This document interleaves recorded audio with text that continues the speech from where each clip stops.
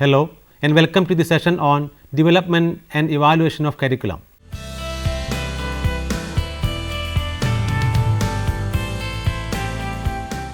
It is important to plan the different steps, understand the goals that we need to achieve and understand the different resources that is required for every project that we undertake. Such processes that is applied to the field of education gives rise to curriculum. Curriculum is the foundation of teaching learning process. The word curriculum is not a narrow term, but should be considered as a broad based term used to denote the overall course content of education, that is the totality of experiences a pupil is exposed to within the boundaries of the school and outside. The development of programs of study, learning and teaching resources, lesson plans and assessment of students and even teacher education are all based on curriculum. In one of the previous units, you have already learned the meaning and concept of curriculum in detail. As educational changes have become more and more complex, curriculum renewal has become part of a broader strategy for change in education. Regardless of whether curriculum development is taking place at national or regional levels or at the school level, at its core, curriculum is a plan for learning that students will encounter and experience in a variety of learning environments. A good curriculum should have the following features. A good curriculum should help in the development of social understanding. It should help in promotion of maximum personal development. It should be related to the needs of the students. It should help in promotion of continuity of experience. A good curriculum should have provision for educational goals. A good curriculum should maintain balance among all goals, and a good curriculum should help in the utilization of effective learning experiences and needed resources. There are many models for curriculum development. Generally, as a process, the curriculum development process includes the following process: design, development, implementation, monitoring, evaluation and review. The curriculum development process systematically organizes what will be taught, who will be taught and how it will be taught. Each component affects and interacts with other components, that each of the above components varies, but have interrelated activities. Design involves all the preliminary work that is carried out to ensure that the curriculum is appropriate and relevant. At this stage, the curriculum is conceptualized and attention is paid to arrangement of the varied components.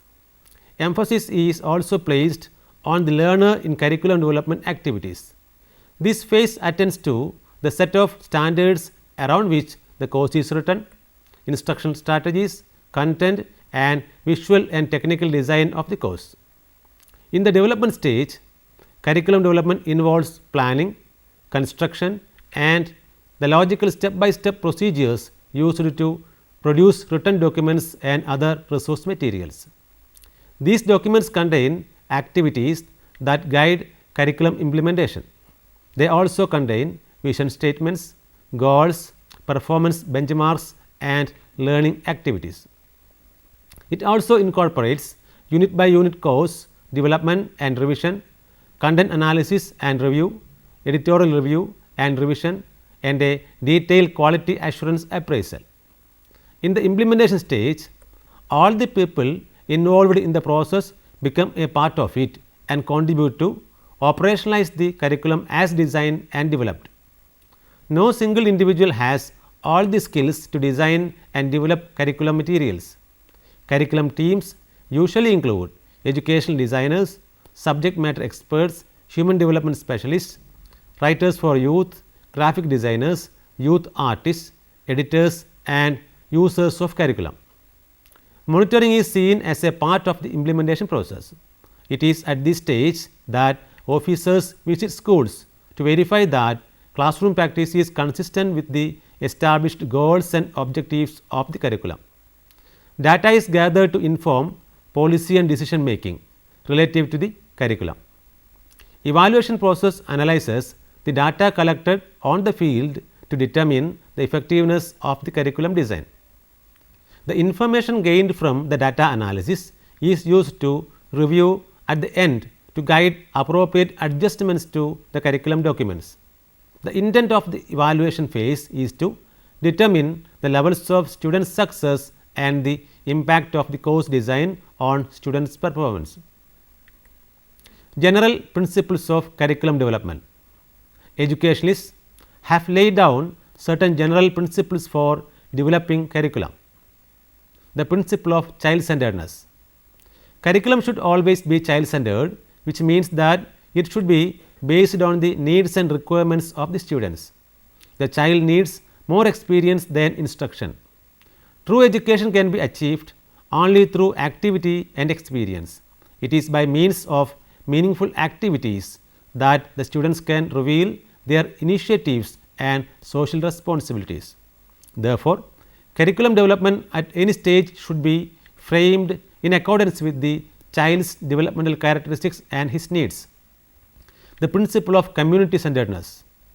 Each child should be viewed as a member of the community to which he belongs. So, it is quite desirable that his needs and desires must harmonize with the needs and desires of those amongst whom he has to live. It is important that the child interacts with other members of the society. The goals formulated by the school, which depends upon the purpose of the society, determines the content of education, that is the curriculum. The truth about the society in which the child lives is that it is ever changing and not static. It is a challenge for the child to live in such a changing modern world. Any curriculum should help the child to cope up with these situations. The principle of activity centeredness. A curriculum should be one that provides for a variety of activities in which the children are naturally interested. The activity must be connected with the child's needs and desires. Emphasis should be given to learning through doing things and not just learning through reading and writing.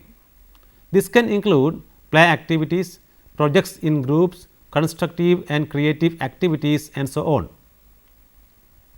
The principle of integration. Integration means integration of the child's needs as well as the needs of the democratic society. The activities carried out in schools and the experiences gathered by the child should be so designed as to lead the child to establish a functional unity within the environment. Such a curriculum will safeguard the general and liberal aspects of education. Forward looking principle.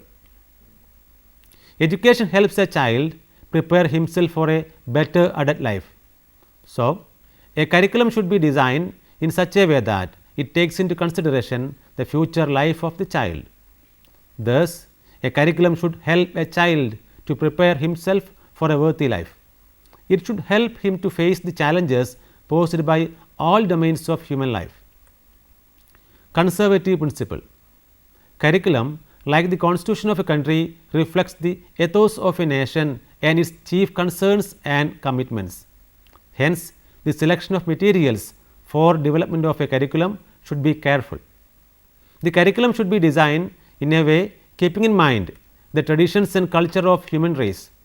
Traditions, values, cultural and religious practices, social pressures, gender and generational differences all contribute to diversity in beliefs and opinions. A curriculum should embrace such topics, subjects and activities by which the students can cultivate a sense of respect for the traditions and culture in which they are being brought up. Creative principle. By nature, man is creative. Hence, education should also be molded in a way that it helps in the development of one's creativity. The curriculum should include subjects that would enable children to exercise their creative powers, which in turn will enable them to modify their environment according to the needs of the time. Motivation principle. The curriculum should be tailored to suit the needs and interests of the students. It must be goal directed. A curriculum should motivate the students to participate in the learning process with an innate desire. Students may be more motivated to study if they understand why certain subjects are taught in the curriculum. Maturity principle. Learning occurs when information is passed through all the sensory channels. However, research indicates that people are quite individual in their preference or effectiveness to process information through the various channels. The curriculum developer needs to consider that all people do not learn the same way. Hence, the curriculum should be designed keeping in mind the mental and physical maturity of the students. The principle of preparation for life. The school curriculum should include such elements that would prepare children for their future life. The skills acquired in the learning process that have lifelong benefit are classified as life skills. Such skills include communicating and relating with others, problem solving skills, decision making skills, acquiring, analyzing and using information, etc. With the help of curriculum, the students should be able to earn their livelihood sufficiently and adjust themselves with the society efficiently. It should equip the child with the caliber to meet the challenges of life. The purpose of the curriculum is encapsulated in the 4 capacities, that is to enable each child or young person to be a successful learner, a confident individual, a responsible citizen and an effective contributor. The principle of elasticity and flexibility. Since the needs of the individuals and society go on changing, a rigid and static curriculum cannot meet the requirements of the child or the society.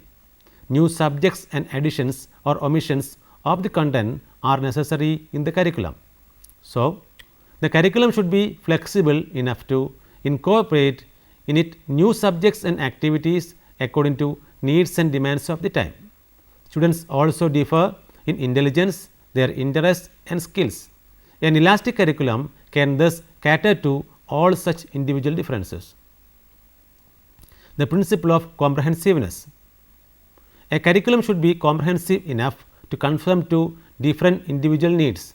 It should be broad based to include a wide variety of subjects suited to the needs of various types of people and societal needs. Comprehensiveness also has to be reflected in its potential to cater to the comprehensive or total development of an individual. The principle of balance. Curriculum should maintain proper balance between direct and indirect experiences, liberal and professional education, individual and social aims, compulsory and optional subjects. The principle of utility. A curriculum should be utility based. It should be useful to the students in different ways. A good curriculum will be of practical use to the students. Both vocational and technical bias should be maintained. Due emphasis should be given to work experience. Spiral approach to curriculum development.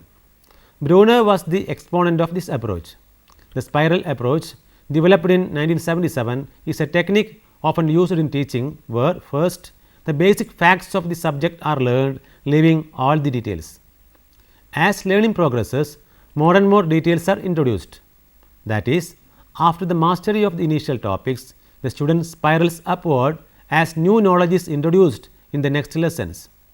It follows the maxims of teaching, that is, from whole to part, simple to complex, easy to difficult, etc. In the end, a rich breadth and depth of knowledge is achieved. According to Brunner, discovery learning is possible if the approach is maintained. This method is also called concentric method. The basic idea behind this approach is to expose the learners to a wide variety of concepts and topics, skills and attitudes.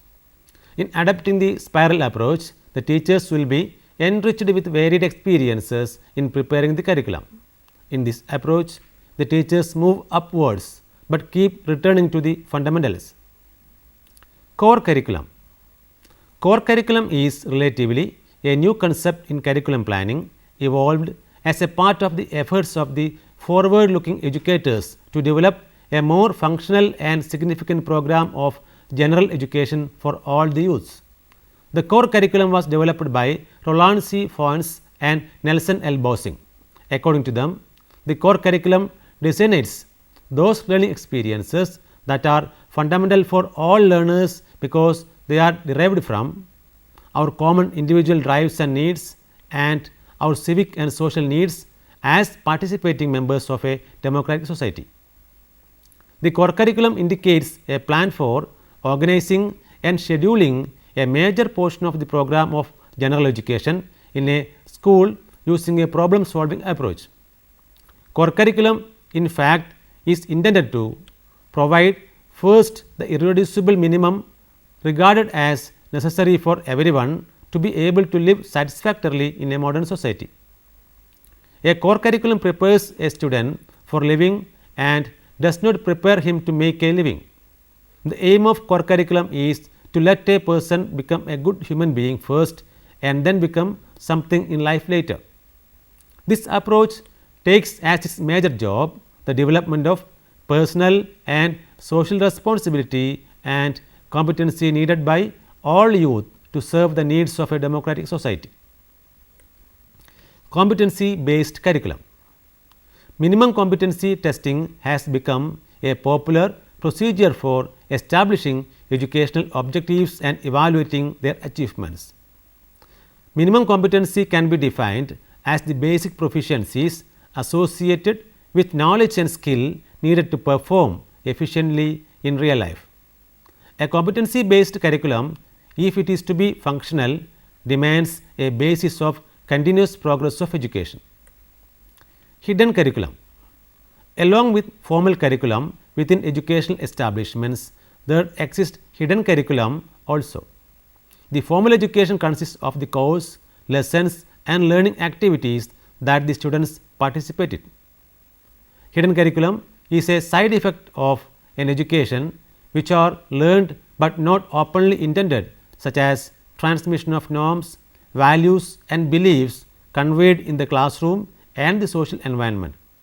That is, a hidden curriculum consists of secondary messages lying behind the manifest curriculum, or it consists of the unspoken academic, cultural and social messages that are communicated to the students while they are in school. For example, how the students should interact with peers, teachers and other adults, how they should perceive different races, groups or classes of people, or what ideas and behaviors are considered acceptable or unacceptable, etc.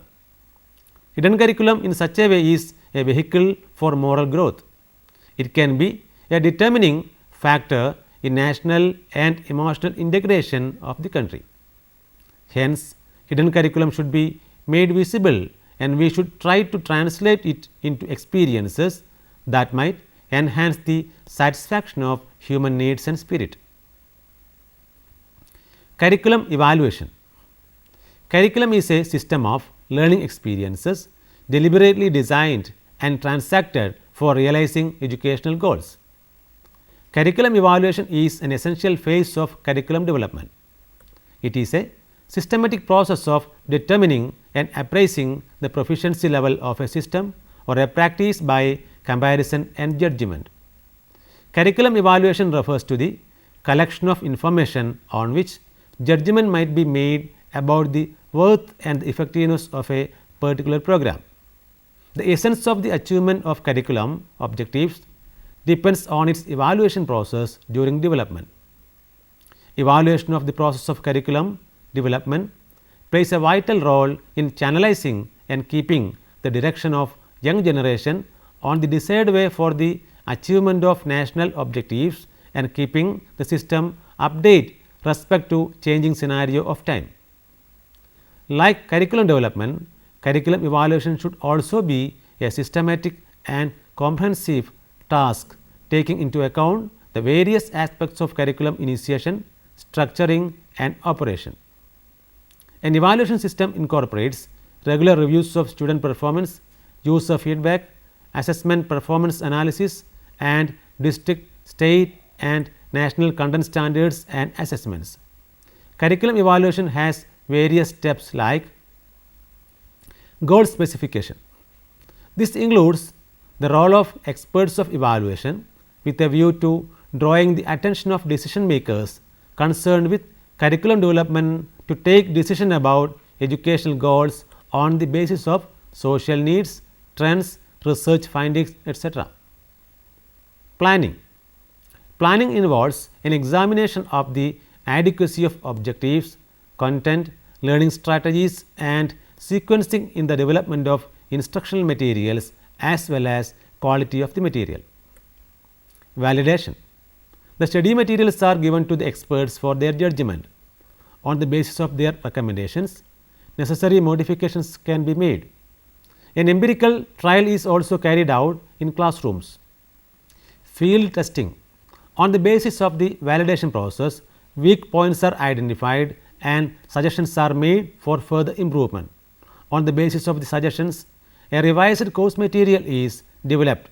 This material has to further field tested in order to understand the usefulness of the whole system. Regular monitoring. It is through monitoring that necessary updates can be done to the existing program. Monitoring is the process through which a new program can be developed as per the requirements of the target population. Regular monitoring helps to identify the strength and weakness of the system. Defects of the existing pattern of curriculum. One of the main deficiencies of educational system in India is that related to curriculum.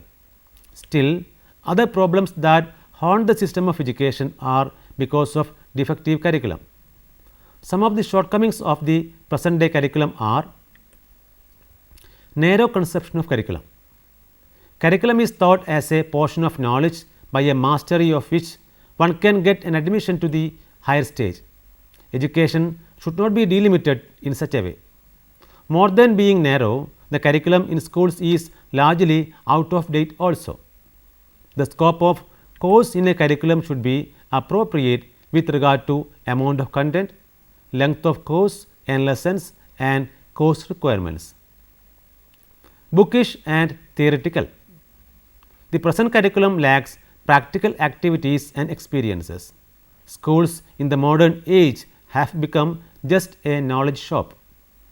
A curriculum should include opportunities for developing problem solving and critical thinking skills and real world applications.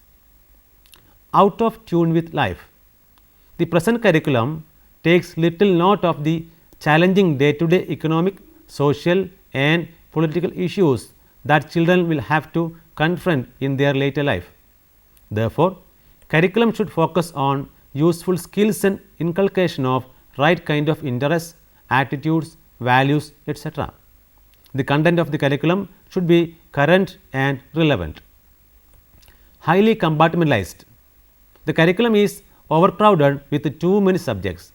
The real relationship between and among the subjects is far from satisfactory. There is no integration of subjects. This will not help the students to think coherently.